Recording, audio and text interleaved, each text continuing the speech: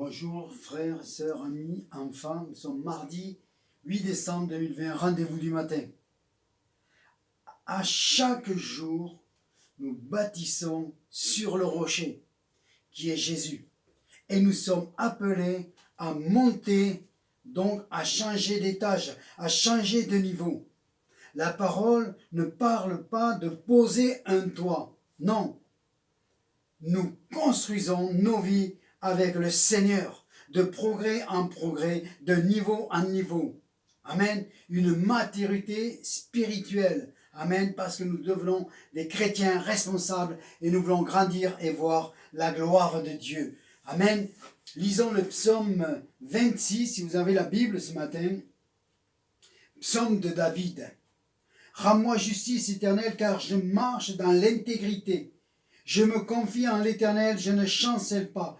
Sonde-moi, Éternel, éprouve-moi, fais passer au creuset mes reins et mon cœur. Car ta grâce est devant mes yeux et je marche dans ta vérité. Je ne m'assieds pas avec les hommes faux.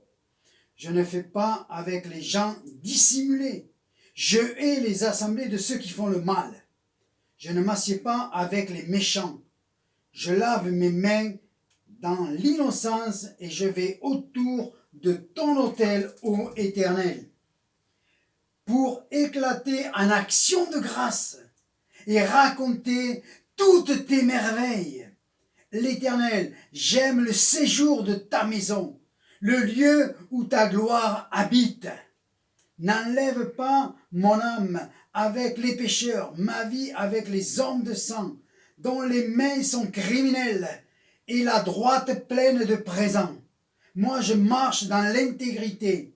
Délivre-moi et aie pitié de moi. Mon pied est ferme dans la droiture. Je bénirai l'Éternel dans l'assemblée. Amen. Combien il est temps de revenir dans l'assemblée. Amen. Et ce qui m'intéresse dans ce passage, c'est le verset 3. Amen. Car il est dit, car ta grâce est devant mes yeux et je marche dans la vérité. Le prophète David, dans ce verset, nous dévoile que nous devons marcher sur le chemin que Jésus nous a tracé. Car Jésus est la grâce et la vérité. C'est lui le modèle à suivre. Jésus est le chemin, la vérité et la vie. Amen. Nous allons poursuivre dans le 2e chapitre de Thessaloniciens. Amen. Nous allons avancer un petit peu dans ce chapitre. Et il y aurait tellement à dire sur l'avènement de Jésus, mais je ne prends que quelques versets afin que nous puissions aller plus loin. Amen. Nous allons prendre à partir du verset 6. Maintenant, vous savez ce qui le retient, afin qu'il ne paraisse qu'en son temps. Car le mystère de l'iniquité agit déjà. Il faut seulement que celui qui le retienne encore ait disparu. Alors apparaîtra l'impie que le Seigneur Jésus détruira par le souffle de sa bouche et qu'il anéantira par l'éclat de son avènement. L'apparition de cet impie se fera par la puissance de Satan avec toutes sortes de séductions et de miracles et de signes et de prodiges mensongers, et avec toute la séduction de l'iniquité pour ceux qui périssent parce qu'ils n'ont pas reçu l'amour de la vérité pour être sauvés. Aussi Dieu leur envoie une puissance d'égarement pour qu'ils croient au mensonge. Amen. Amen. Nous savons que le diable a peu de temps et qu'il envoie une multitude de séductions pour séduire toute la terre. Amen. Donc, au verset 7, le mystère de l'iniquité agit déjà. J'en ai parlé hier. Le mystère de l'iniquité, c'est la gangrène du mal, du péché. Amen. Qui se répand sur la terre. Tout cela pour faire arriver l'apostasie qui mettra en place l'impie. Verset 8. L'homme du péché, dictateur final, ambassadeur du diable sur terre. Mais il sera anéanti par l'éclat de l'avènement de notre Seigneur Jésus-Christ, le Seigneur des Seigneurs, le Roi des Rois. Nous trouvons ça dans Apocalypse. Je vais vous le lire. Amen, Apocalypse 19, à partir du verset 11. Puis je vis le ciel ouvert, et voici parut un cheval blanc. Celui qui le montait s'appelait fidèle et véritable, et il juge et combat avec justice. Ses yeux étaient comme une flamme de feu, sur sa tête étaient plusieurs diadèmes. Il y avait un nom écrit que personne ne connaît, si ce n'est lui-même. Il était revêtu d'un vêtement teint de sang. Son nom est la parole de Dieu. Les armées qui sont dans le ciel le suivaient sur des cheveux blancs, revêtus de fin lin blanc et pur. De sa bouche sortait une épée aiguë pour frapper les nations, et il les pétra avec une verge de fer. Il foulera la cuve du vin de l'ardente colère du Dieu Tout-Puissant. La puissance de Dieu qui va se manifester dans une colère. Il avait sur son vêtement et sur sa cuisse un nom écrit, Roi des rois, Seigneur des seigneurs. Le Roi de gloire, Jésus-Christ, le Seigneur des seigneurs, va revenir, et pour son avènement, alors les choses vont changer pour tous les incrédules.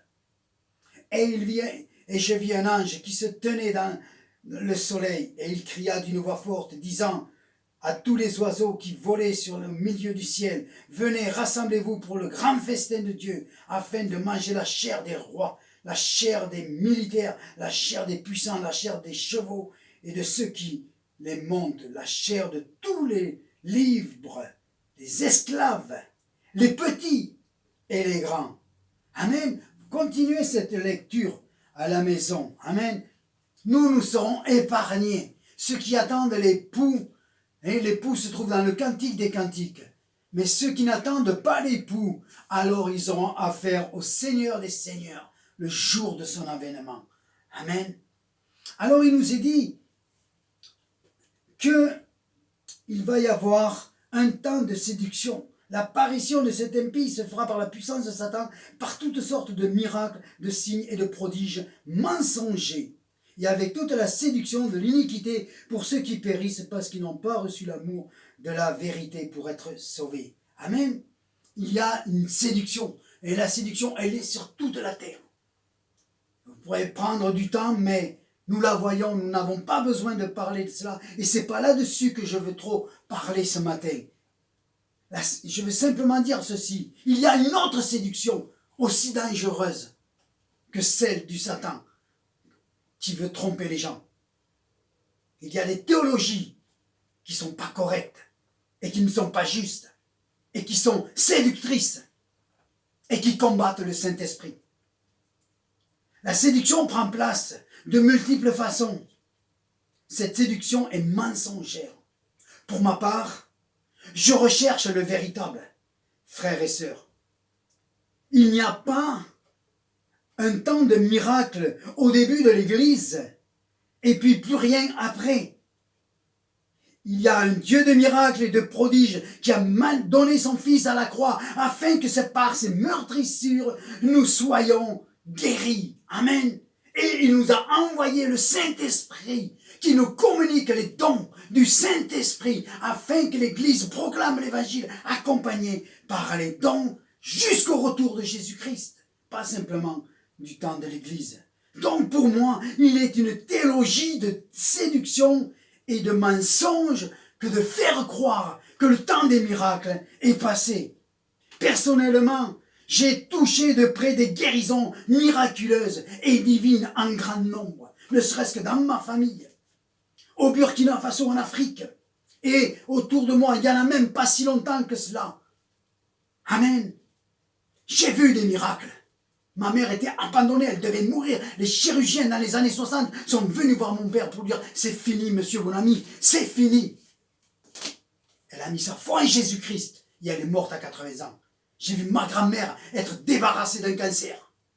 J'ai vu des amis être débarrassés de cancer et mourir des années plus tard d'autre chose. Parce qu'il faut quand même partir dans le ciel. Et je pourrais en citer et en citer. Comment croire et faire croire aux hommes que le temps des miracles est passé? C'est une séduction dangereuse qui pousse les gens dans l'angoisse devant la maladie. Plutôt que de rechercher les dons, plutôt que de rechercher la face de Dieu et de s'appuyer sur les promesses en sa parole. Amen. C'est vrai qu'on ne peut pas savoir pourquoi un peut être guéri et l'autre non.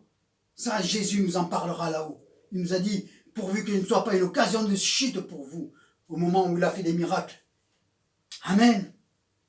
Mais c'est important de réaliser.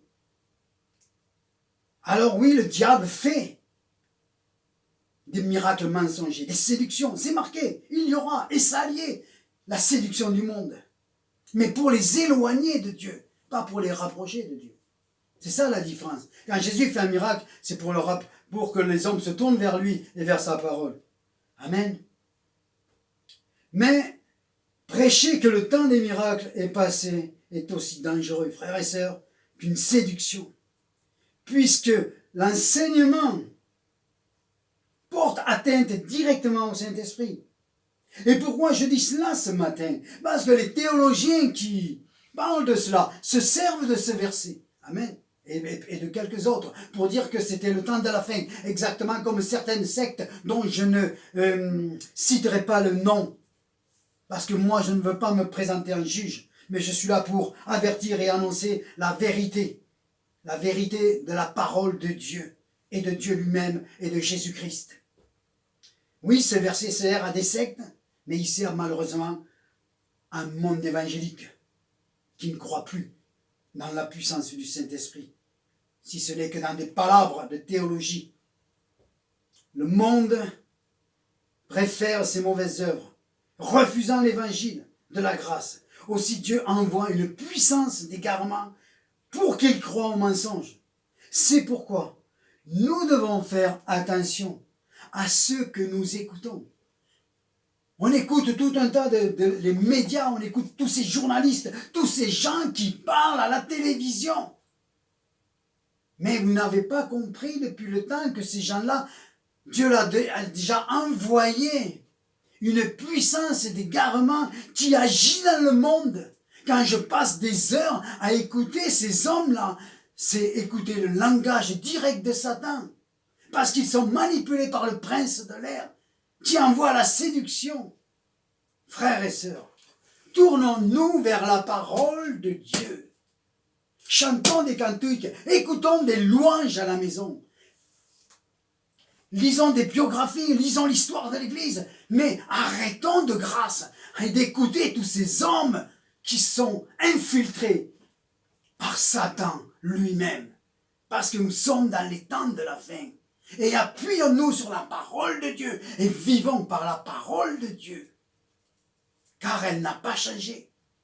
Jésus est le même hier, aujourd'hui et éternellement. Et aujourd'hui, il y a des bénédictions pour toi en réserve, pour toi et ta famille. Crois-le, et que tous ensemble, nous puissions nous réjouir le jour de l'enlèvement. Père, je te remercie pour ta parole, parce que ta parole est la vérité et tu n'as pas changé. Merci Jésus pour ton sacrifice à la croix. Le sang a été versé et j'ai été sanctifié, justifié. Et par tes meurtrissures, je suis guéri. Et merci pour le Saint-Esprit qui est descendu sur ton Église et qui agira jusqu'à la fin, puisque le Saint-Esprit qui était en toi, c'est le même qui va nous ressusciter. Alléluia! Le Saint-Esprit a toujours eu la même efficacité du début jusqu'à la fin de l'Église. Le Saint-Esprit a la même puissance pour guérir et délivrer encore aujourd'hui. Père, dans le nom de Jésus-Christ. Amen.